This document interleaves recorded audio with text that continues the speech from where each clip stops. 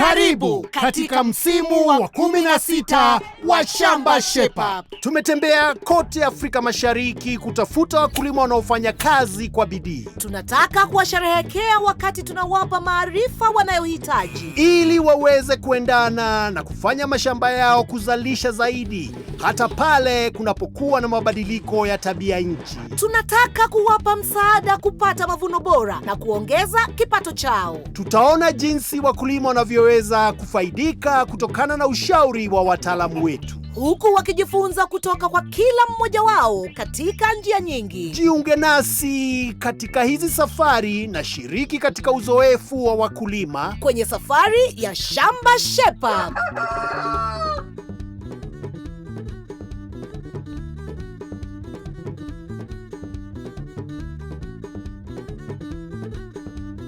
Shamba Shape Up imetembelea maeneo mengi ya ukanda huu: Kenya,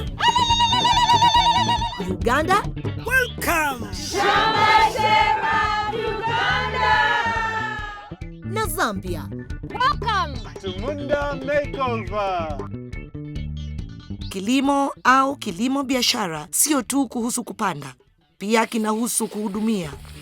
Vitu kama kusimamia vifaa vyako ili viweze kukufanyia kazi kwa muda mrefu, uwekaji wa kumbukumbu kwa ajili ya mimea na mifugo yako, kulisha vyema wanyama wako na katika mazingira safi, na pia kujifunza kutoka kwa wakulima wenzio, wataalamu, na kwenye vipindi kama Shamba Shape Up kutakusaidia wewe kama mkulima daima kuwa mbele na kuona faida katika biashara yako ya kilimo. Katika kipindi cha leo tutaangazia baadhi ya vitu unavyoweza kufanya ili shamba lako liwe katika hali bora zaidi. Kitu cha kwanza tutakachoangalia ni kufanya udongo kuwa na afya njema na bila magonjwa, kwani haya yanaweza kuathiri mavuno. Kujifunza zaidi, tukamtembelea mkulima wa mahindi Julius kutoka kaunti ya Bungoma. Kilimo cha mahindi kinaweza kuwa na changamoto, haswa tunavyoona magonjwa mapya yakiibuka. Ugonjwa hatari wa maize lethal necrosis ni ugonjwa unaodhuru mahindi. Inaacha majani ya mahindi yakiwa ya njano au kukauka, na mara nyingi yanakuwa na mashina mafupi. Winket kutoka Plant Village yuko hapa kutujuza jinsi wakulima wanavyoweza kudhibiti maize lethal necrosis kwenye mahindi yao. Kwa jina yote MLND naitwa maize lethal necrosis disease. Hiyo ni ugonjwa ambao husababisha mahindi kukauka. Hebu tuambie, unasababisha hasara ya kiwango gani kwa shamba? Ugonjwa husababisha hasara 50%. Nusu ya mavuno yote yameharibiwa na ugonjwa huu. Sasa Bwana Julius, acha nikuulize wewe kama mkulima ambaye ameshuhudia huu ugonjwa, mavuno yako yalikuwa namna gani? Hii ugonjwa vile ilifamia shamba langu mwaka uliopita, mavuno nilikuwa natarajia nipate 50% ama 100%. Lakini ikaja nikapata 25% to 30%. Kuanzia 25%. Si kiwango kidogo sana. Mkulima atautambuaje? Kitu ya kwanza, wakati mahindi iko changa, utapata ya kwamba yale majani yataanza kukauka na kuanza kubadilisha rangi. Dalili nyingine ni kwamba ile mahindi kikomaa itaanza kuoza, ama zile hindi ambazo zimewekwa kwa ile the maize cob zitakuwa chache. Sasa mkulima akishatambua hivyo ndio anajua amevamiwa na ugonjwa. Ndio. Hii ugonjwa huwa inasambaza kivipi kutoka kwa shamba ingine hadi shamba ingine? Vifaa zenye umetumia kwa shamba moja, ukiweza kuzitumia tena kwa shamba ingine ambapo hujaziosha, zinaweza sambaza ule ugonjwa. Njia ya pili, kuna wadudu wao wanaweza kuburuka kutoka kwa mahindi moja hadi ingine, pia yaweza kusambaza ugonjwa. Alafu njia ya tatu ni ambapo unatumia mbegu ambazo hazijathibitishwa, zaweza kusambaza ugonjwa kwa shamba yako. Sasa Bwana Julius, wakulima katika sehemu hii wanafanya nini kupambana na ugonjwa? Wakulima wa sehemu hii akienda kwa shamba lake na akiona kuna hii ugonjwa imefamia ya shamba, huwa anaenda unang'oa hiyo mahindi yenyewe imekuwa affected, unang'oa alafu unaenda kutupa. Kitupa ama unachoma. Sawa sawa. Hiyo kwa kweli ni changamoto kubwa sana kwa wakulima wa mahindi. Sasa wewe kama mtaalamu unaweza saidia wakulima wetu kwa kuambia kwamba wafanye nini ili kuzuia ugonjwa huu? Ili kuzuia huu ugonjwa, mkulima anapaswa kununua mbegu ambazo zimethibitishwa. Kitu ya pili, zile vifaa ulitumia shambani, wakati umemaliza kuzitumia shambani, umeweza kuzisafisha vizuri. Kwa hivyo kuna mabaki ya magonjwa ambayo yanaweza kuwa kwenye jembe. Na mkulima akiosha jembe anafanya nini? Njia moja ni ambapo anatumia maji. Maji? Anaosha tu na maji. Jua aweza tumia sabuni ama kwa maji usiku kucha, ama atumie disinfectant kupanguza vifaa vyake. Osha vifaa au vyombo vyako vya shambani kwa maji yaliyochanganywa na viuadudu au viuatilifu ambavyo vinaua vijidudu na virusi. Pia hakikisha unaondoa udongo kwenye vifaa vyako ili usieneze magonjwa shambani kwako. Njia nyingine ya kuepukana na ugonjwa ni ya kwamba umehakikisha kama mkulima umeweza kuondoa zile kwekwe kwa mapema kwa shamba lako. Na pia wakati watembelea shamba lako, waweza pata ule ugonjwa umevamia mahindi tofauti tofauti. Uweze kuhakikisha kwamba umeweza kung'oa yale mahindi na kuyachoma ama kuyazika mbali na hilo shamba. Winkete anaelezea kwamba ni muhimu pia kubadilisha mimea yako kila msimu ili kuzuia MLND. Badili kati ya jamii tofauti za mimea kama vile kunde na viazi kabla ya kupanda tena mahindi. Kama Julius akifanya hivi, anaweza kumudu vyema MLND na kupata mavuno bora. Hakika Tony, mbali na kubadilisha mazao, kuweka kumbukumbu ya mazao na mifugo yako ni muhimu sana, haswa kwa ajili ya matumizi ya muda mrefu, kwa sababu unaweza kuangalia kumbukumbu za nyuma na kuona kipi kilifanya vyema na kwa nini baadhi ya shughuli kadhaa hazikufanya vyema. Wenzetu kule Uganda wapo na mkulima ambaye pia anataka kujifunza umuhimu wa kuweka kumbukumbu. Leo unaenda kutembea wapi? Tuko katika kijiji cha Ronjero Akaku. Tunakutana na Joel Kabenga. Ni mkulima wa muda wote mwenye umri wa miaka 29 ambaye alianza safari yake ya kilimo mwaka 2020. Anasimamia shamba la familia lenye ekari 57. Katika hili shamba kubwa wanalima ndizi, nyanya, kabeji na vile malisho kwa ajili ya wanyama wao. Mifugo yao inajumuisha zaidi ya ng'ombe 100 na mbuzi 28 na kondoo. Joel na familia yake wanajivunia kuwa na ng'ombe zaidi ya 100 wanaowapa zaidi ya lita 100 za maziwa kila siku. Je, wanaweka kumbukumbu? Ng'ombe mmoja anazalisha maziwa lita ngapi? Ng'ombe wangapi wanatibiwa kwa sasa? Na je, matumizi yao ya virutubisho ni kiasi gani? Kujibu haya maswali yote, tumemwita Bwana Angel Serekuuma, mtaalamu wa mifugo, ili atufunze zaidi. Mimi nina furaha sana tuko naye Angel hapa. Kabla ya kuenda kwa Angel, una nakala za kumbukumbu kwa ajili ya shamba lako? Huwa nafanya hivyo kwa ajili ya uzalishaji wangu wa maziwa. Nini maana ya kuweka kumbukumbu? Unatakiwa kuweka kumbukumbu ili kuandaa na kunakili taarifa ya shughuli zote za shamba. Angel, kuna umuhimu gani wa kuweka kumbukumbu sahihi shambani kwako? Umuhimu wa kuweka kumbukumbu ni ili uweze kujua kwa kina mapato na matumizi shambani kwako. Inasaidia kufuatilia utendaji wa kila mifugo katika shamba. Na kisha, unapokuwa na rekodi nzuri za shamba, itasaidia katika kunakili shughuli zote ambazo zinafanyika shambani na pia katika marejeleo. Kumbukumbu pia zinakusaidia kufuatilia maendeleo ya mifugo yako shambani. Nini kingetokea kama Joel asingeweka kumbukumbu? Hivyo kama huweki kumbukumbu, hutaweza kufuatilia hasara na mapato au maduhuli katika shamba. Hauna cha kumbukumbu katika shamba lako, haujui mifugo wangapi wameuzwa katika mwezi husika. Na pia hutaweza kujua ni mifugo wangapi haswa umenunua katika mwezi husika. Tumesikia yote yanayohusu kunakili kumbukumbu. Lakini je, tunafanyaje? Nimekuletea baadhi ya miundo ya rekodi. Sawa. Sio vyote, lakini vichache ambavyo vitakupa mwongozo kwenye shamba lako. Tuna nakala ya rekodi za uzalishaji, na hii ndio taarifa ambayo ni muhimu sana kunakili kwenye kitabu chako. Tarehe, muda mfugo ulipoingia kwenye joto, muda uliopandishwa. Hii ni kama unatumia uhamilishaji au unatumia njia ya asili. Sawa. Katika rekodi za uzazi, utanakili hivi: tarehe ng'ombe alipozaa, jina la ng'ombe, na kisha jina la dume, uzito wa ndama alipozaliwa, na wakati ng'ombe alipoanza kutoa maziwa. Kumbukumbu za uzalishaji wa maziwa, hivyo una tarehe na jina la ng'ombe anayetoa maziwa. Kisha nambari ya tagi. Kumbukumbu za kila siku, asubuhi na jioni. Kama unakamua maziwa asubuhi na mchana, baadhi ya watu hawa wanakamua mara 3 kwa siku. Unatakiwa kunakili taarifa hizi zote na kiasi cha maziwa anachotoa ng'ombe husika katika mwezi husika. Na kisha baada ya kuwa na nakala za uzazi, maziwa, kuna aina nyingine za kumbukumbu unazoweza kuwa nazo shambani kwako, kama vile kumbukumbu za kunakili mauzo katika shambani mwako. Sawa. Sasa, kwa hivyo una taarifa. Sawa. Na kisha unaweza kuja kwenye muundo wa mifugo, yaani herd structure. Na maanisha nini nikisema hivi? Umeuza, umenunua, lazima unakili haya. Ndiyo. Sawa. Sasa unapaswa kujua una mifugo wangapi shambani, lakini kwa makundi tofauti tofauti. Sawa.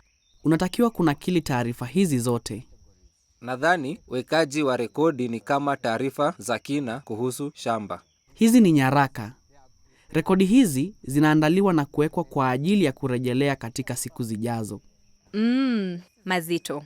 Hii ni nzuri sana. Asante sana, Angel. Nimejifunza mengi sana. Asante sana, Angel.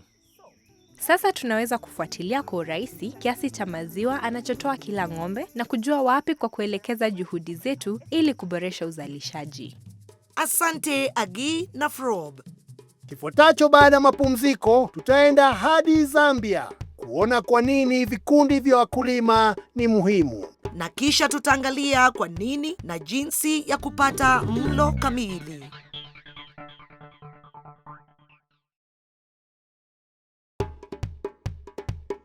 Karibu tena Kwenye shamba Shape Up. Wiki hii tunaangalia baadhi ya shughuli ambazo mkulima anatakiwa kufanya ili kuhakikisha anapata faida. tumeangalia jinsi ya kufanya udongo wako usiwe na virusi na umuhimu wa kuweka kumbukumbu kwa ajili ya ng'ombe. Katika sehemu hii tunaendelea kuangalia baadhi ya shughuli za kuboresha shamba lako. Kwanza, umuhimu wa kikundi cha wakulima na kisha umuhimu wa mlo kamili. Bila kupoteza wakati wowote, Twende kazi. twende kazi.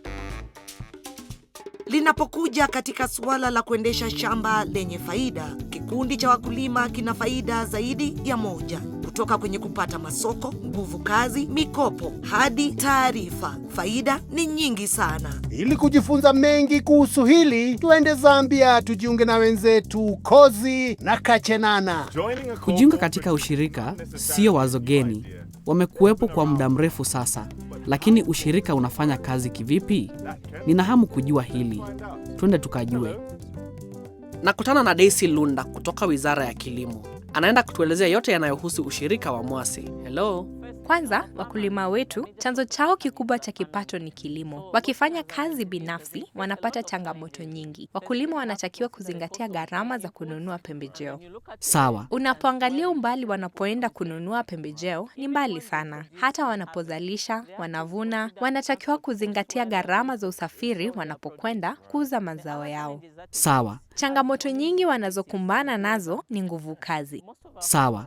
Wakulima wetu wengi wanalima takribani hekta 2 hadi 3. Hivyo, kufanya kazi binafsi katika shamba kubwa ni changamoto kubwa. Sawa. Na maanisha, siwezi taka kukabiliana na changamoto hizi zote mwenyewe. Itakuwa rahisi sana kushirikiana na watu wengine ili kurahisisha kazi na kupunguza hasara. Na tunaenda kukutana na nani leo? Nina hamu kujua hili. Hakika, tunaenda kukutana na mkulima mkubwa Bwana Chirwa. Ametoka katika ushirika wa Chimaliru. Nina uhakika watakueleza faida za kuwa katika kikundi. Nina hamu kujua zaidi. Haya, tukaliangazie basi. Na huyu hapa Chirwa na wakulima wenzake kutoka ushirika wa Mwase.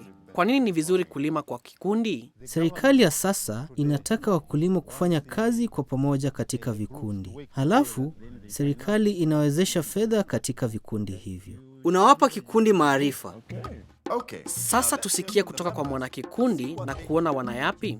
Muda mwingine unanunua pembejeo mwenyewe. na kipindi cha kupanda kinapofika, unagundua hukununua pembejeo sahihi. Ni vyema kuamua na kununua kama kikundi. Kama ni mbolea, mnanunua kama kikundi kuliko kununua kibinafsi. Hatuwezi kuendesha mradi wowote bila mpango wa biashara. Tumejifunza kuhusu namna ya kuandaa mpango wa biashara. Sasa hivi najua jinsi ya kuandika mpango wa biashara.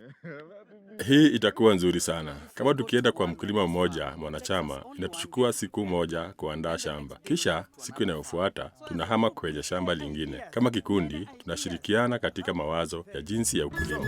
Vyema, ushirika unasaidia sana kwenye mafunzo na kushirikiana nguvu kazi. Lakini kuna zaidi. Kachenana atakuwa anachunguza jinsi ushirika unavyosaidia wakati wa kuvuna. Nitaongelea kuhusu jinsi ya kupata bei nzuri kwa ajili ya mazao yako sokoni. Umevutiwa? Endelea kutazama. Daisy yuko hapa tena kutusaidia kuelezea jinsi ushirika unavyoweza kukusaidia. Bwana Chirwa, unapanda mimea gani msimu huu? Nitapata mahindi na maharage ya soya.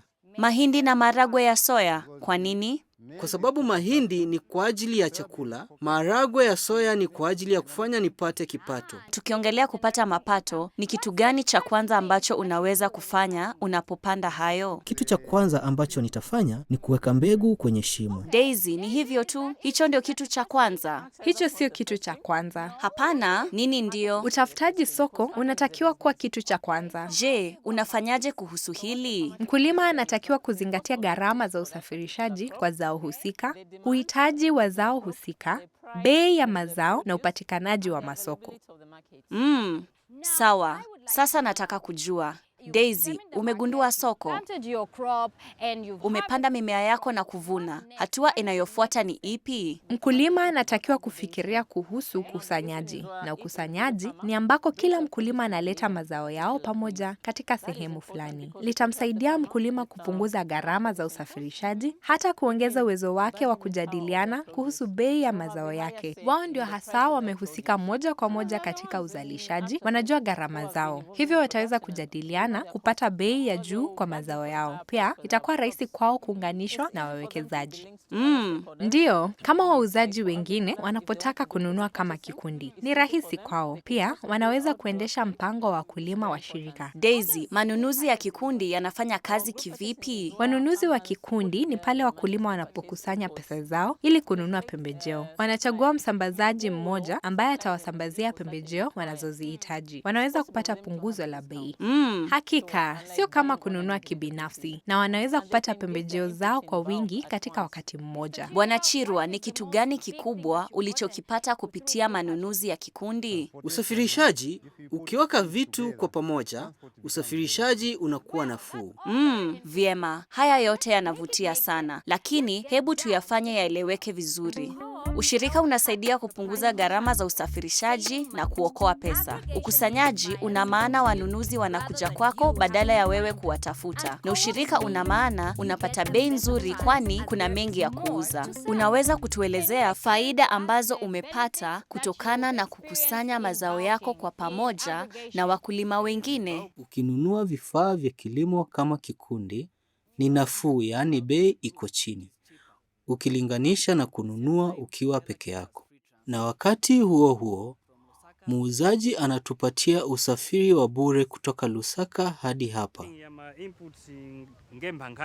Hii kwa kweli inatusaidia kuokoa pesa sana.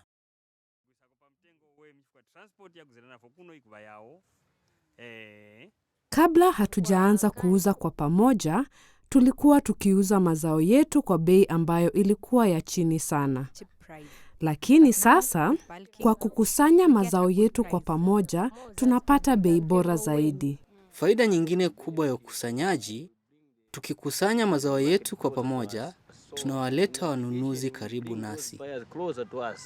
Hakuna haja ya kwenda kutafuta wanunuzi. Wanunuzi wanakuja kukutafuta wewe. Inavutia sana na nadhani ni kitu ambacho kila mtu anafaidika kutokana nacho.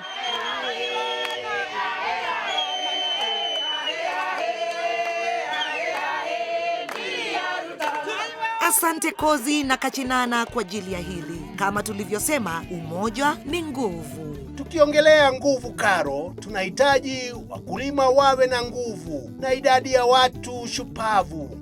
Na Mlo Kamili una nafasi kubwa katika hili. Sahihi, Tony. Kujifunza zaidi, hebu tuende Kajiado kumtembelea mkulima Stephen Ole Suntai na familia yake.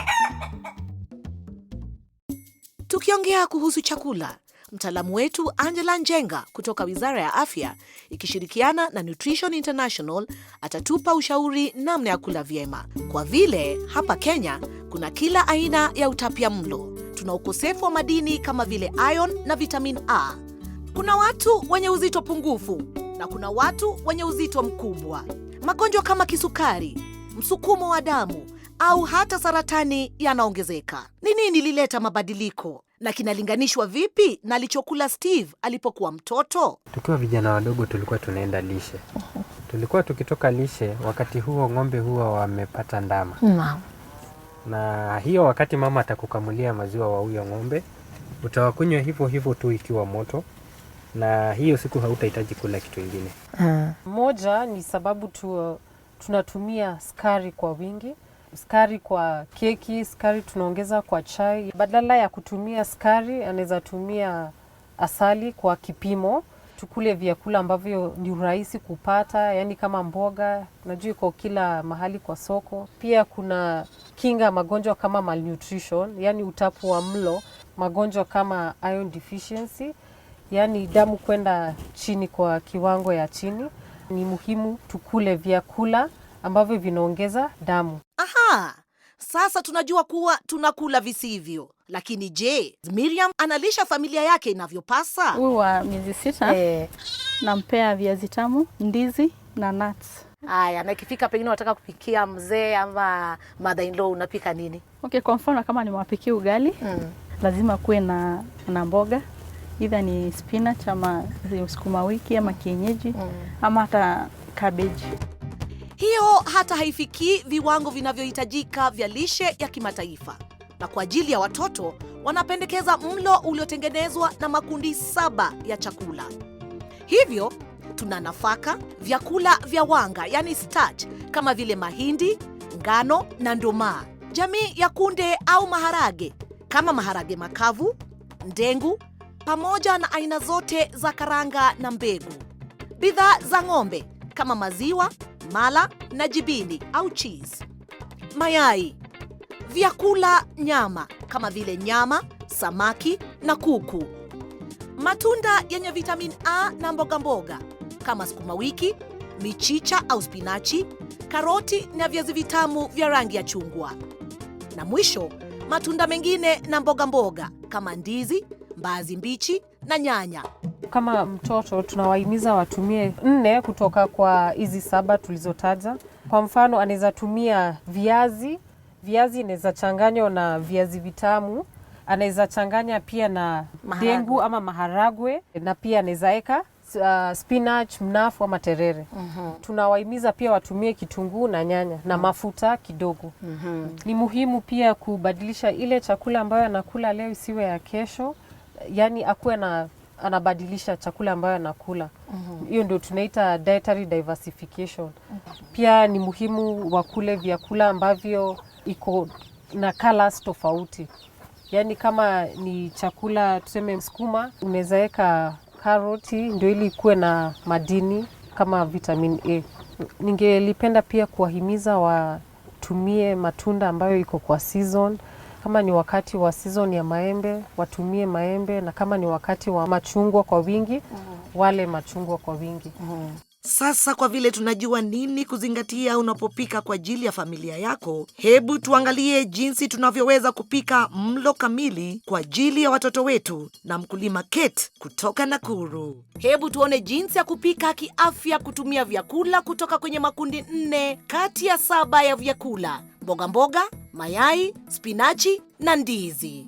Lazima tutayarishe chakula ambacho kinalika kwa urahisi kwa watoto wetu. So ni lazima tuponde vizuri ili tunapopatia mtoto aweze kumeza kwa urahisi.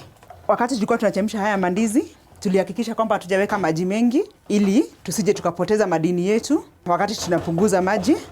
Kwa sasa ndizi zetu ziko tayari, tutafunika tu, tutayarishe kitoweo.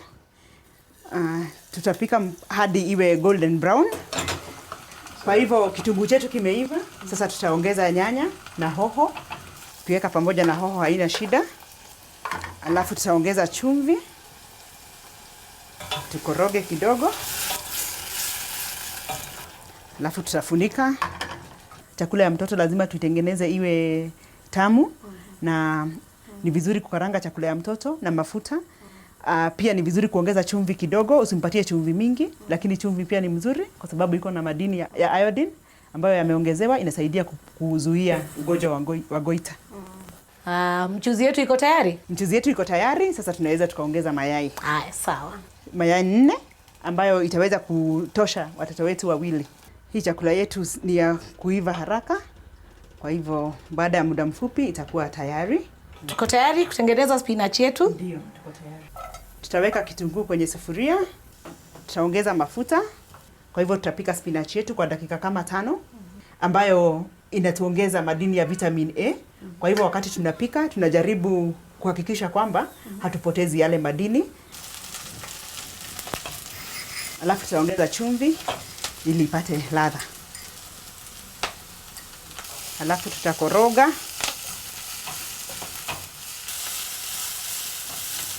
Iko tayari? Iko tayari. Kwa hivyo tulisema tusijaze tu chakula kwa sahani. Lazima tuhakikishe kwamba chakula chetu kimeandaliwa vizuri ili kiweze kupendeza pia kwa yule mtoto, ili aweze kufurahia chakula. Na inakaa tamu. Unaonaje? Inapendeza. Na sisi hapa chakula cha afya ili watoto wetu wakuwe warefu na imara. Ni hayo tu tulionayo kwa wiki hii. Tuonane wiki ijayo tukijifunza mengi pale tunapowatembelea wakulima zaidi hapa katika Shamba Shepa.